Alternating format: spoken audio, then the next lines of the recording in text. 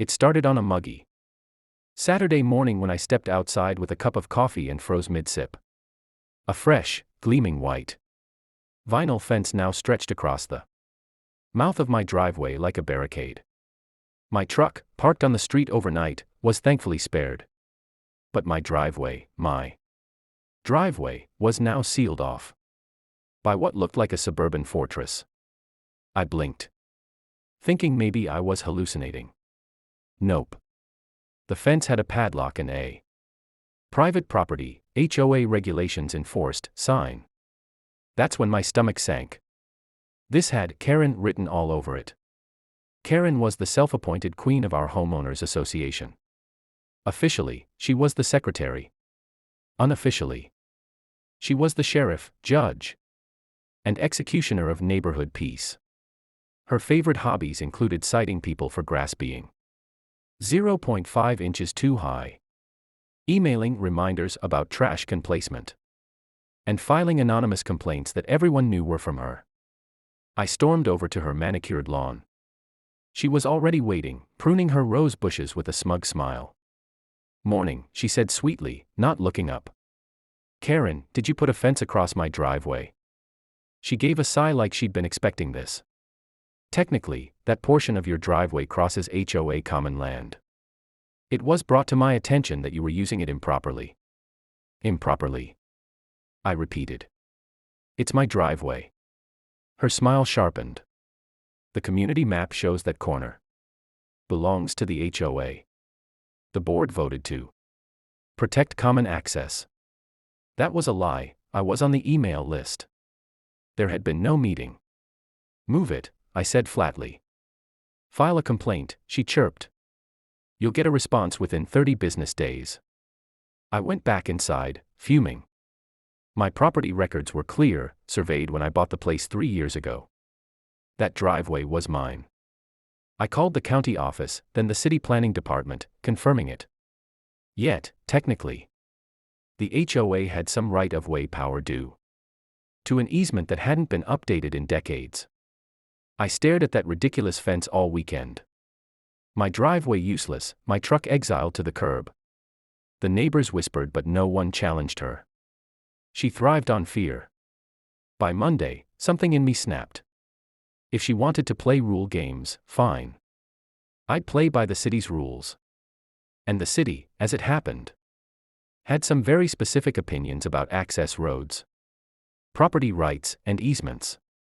Karen had blocked my driveway.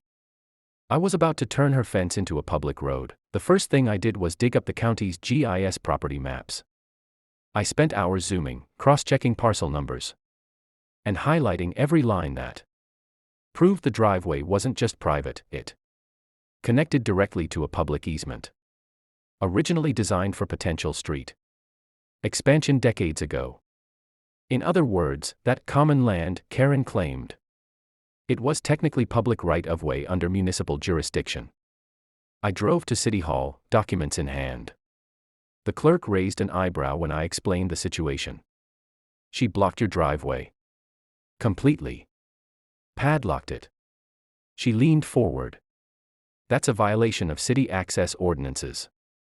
You can't block a public right-of-way." My heart skipped. "So what happens if someone does?" "Well," she said with a small grin, "if it's truly public access, the city can designate it as a utility or service road. It would become municipal property. Once that happens, anyone can use it." A light bulb exploded in my brain. Anyone. Anyone. 2 days later, I filed a petition with the city's engineering department to open review on a minor access road. I attached the historic survey, photographs of the fence, and a notarized complaint about restricted access. Bureaucracy moves slowly, unless you provide evidence of an obstruction to public utilities, like trash pickup or emergency services. Guess what? The garbage truck couldn't reach my bins anymore. That detail accelerated everything. Within a week, an inspector arrived, clipboard in hand, surveying the situation.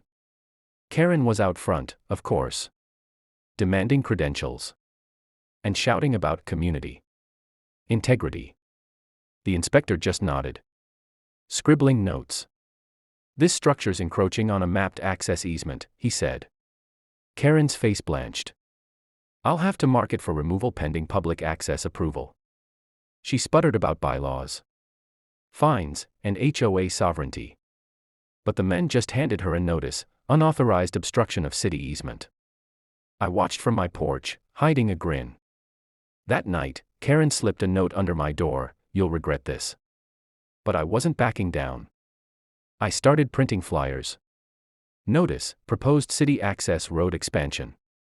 I stapled them to mailboxes. Legally questionable, but satisfying. Neighbors started asking questions. When I explained, some cheered. Others looked horrified. One old man across the street clapped my shoulder. "Son, if you make that a public road, she'll lose her mind." That was the idea. Within 2 weeks, the city scheduled a review hearing. Karen's little fence war had just gone municipal, and she was about to learn that bureaucracy bites harder than any HOA rulebook. The city hearing room buzzed like a hive. Residents filled the seats, some curious, some thrilled at the prospect of watching Karen's empire wobble. She sat near the front, rigid and composed, flanked by her loyal board members. I took my seat behind the city planner. When the clerk called my case, petition for conversion of access easement into municipal right-of-way, Karen's lips tightened into a smile that didn't reach her eyes. The city engineer stood. "Mr. Miller alleges that the homeowners association installed a private fence across a mapped public easement, obstructing driveway access and waste collection." Karen jumped up. "Objection. That land is HOA property under our charter." The engineer clicked to a slide, an aerial map layered in colored parcels. "This line," he pointed, "is the 1987 city easement for emergency and utility access. It was never vacated.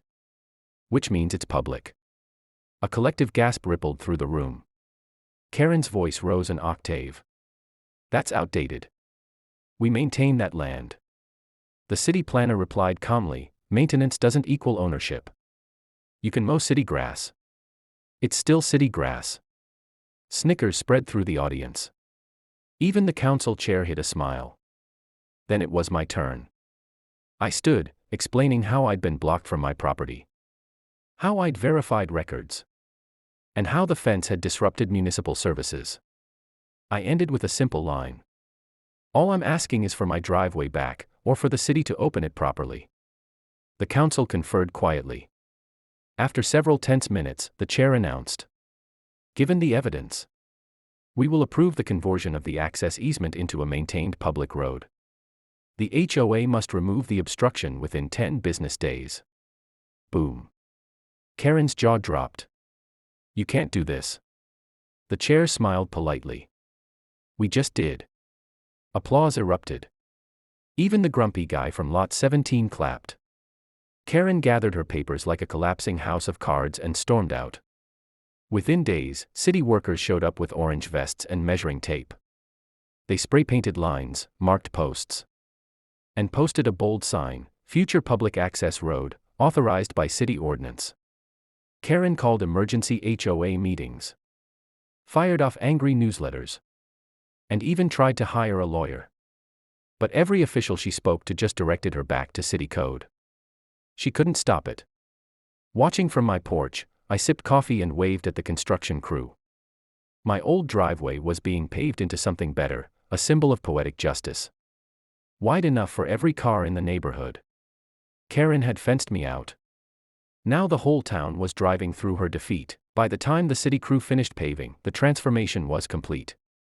What used to be my narrow driveway was now a freshly asphalted lane connecting our cul-de-sac to the adjacent street. It even had reflective markers, a streetlight, and a shiny green sign, "Miller Way," named after me at the city's discretion. Since I'd initiated the petition. The irony was delicious. Karen's once exclusive corner lot now sat beside a legitimate public road. Cars rolled past daily. Delivery vans, mail trucks. Even teenagers on skateboards zipped down Miller Way. The fence, Long gone, replaced by a neat concrete curb. The HOA's prestige crumbled overnight. Property values didn't drop, but the illusion of control did. Residents realized that Karen's threats were mostly bluster. When she sent out an email about noise violations from passing cars, people just ignored her or replied with memes of bulldozers. I thought she might retaliate quietly, but she surprised me. One morning she approached while I was mowing, holding a cup of coffee and an expression that was part rage, part exhaustion. "You've humiliated me," she said flatly. "No, Karen," I replied, cutting the mower. "You did that yourself." She looked down the road, our road, and sighed. It was supposed to make the neighborhood safer. By trapping people on their own property. I raised an eyebrow. Her lips tightened, but she said nothing. After a moment, she just walked away. Months passed. The road became a shortcut for commuters, shaving 2 minutes off the morning drive. The city even added a "children at play" sign after. Local parents petitioned for it, ironically. The same kind of petition Karen used to weaponize.